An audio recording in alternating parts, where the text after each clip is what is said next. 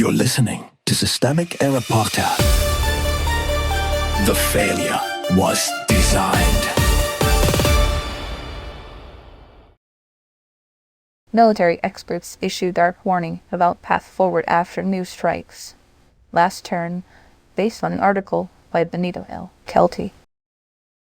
Trump's patience is a war plan, the source of power. The reporting here is not really about Iran's next move. It is about the Trump administration deciding to launch pretty significant strikes, then dressing the decision up as reluctant restraint. That is the center of power in this story. The U.S. government, not an abstract cycle of tensions, and not the merchant ships used as rhetorical garnish to justify force. Retired Admiral James Stavridis and former Rep. Adam Kinzinger both speak as if the question is how Iran reacts to U.S. pressure. That framing already gives away the game. The United States chose escalation. The White House chose the strikes. The rest is commentary layered over a decision already made by the most powerful actor in the room. How blame gets moved. The article leans hard on the idea that Iran must have been the one who pushed things too far, as if merchant shipping appears in the frame by accident, and retaliation is simply what happens when patience runs out. That is a useful story for the people ordering bombs. It converts a deliberate act of force into a mood swing. This is how militarized politics launders responsibility. The administration is presented as reactive,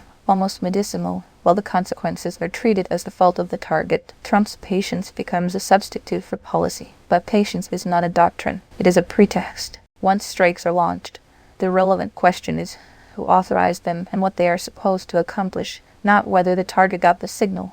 Ceasefires cover. Stavridis says the ceasefire is on life support, then still holds out hope that the Iranians will stand down. Kinzinger goes further and translates the whole crisis into a false choice.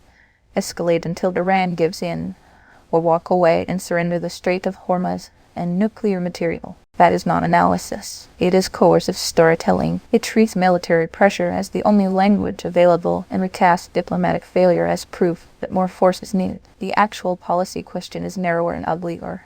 Who benefits from a framework in which every breakdown justifies another round of strikes? The answer is obvious. The people who already control the aircraft, the missiles, and the narrative do. The CNN, military chorus. CNN gives the familiar performance of national security seriousness.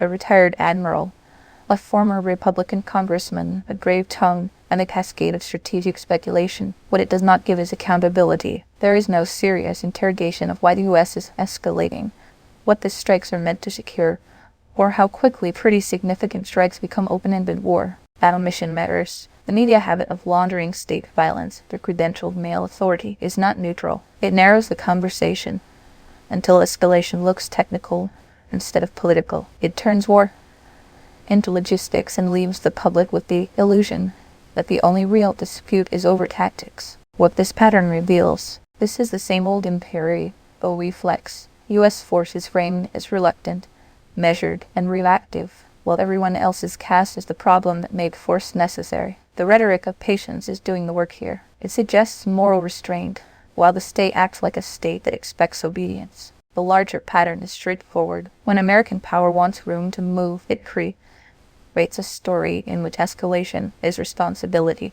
restraint is weakness, and the target is always the one who failed to get the signal. That story is propaganda, even when it is delivered in sober tones by men with medals and cable. News polish. The real lesson, the meaningful fact in this report is not that a ceasefire might survive if Iran stands down. It is that the Trump administration has again chosen force and is being helped to present that choice as necessity. That is how militarized power works. It acts first, then recruits commentators to explain why the act was unavoidable. The political lesson is not subtle. A government that can launch significant strikes and still be described as merely testing its patience is a government that has already won the framing battle. The rest of us are left to watch as escalation is converted into common sense, one expert panel at a time.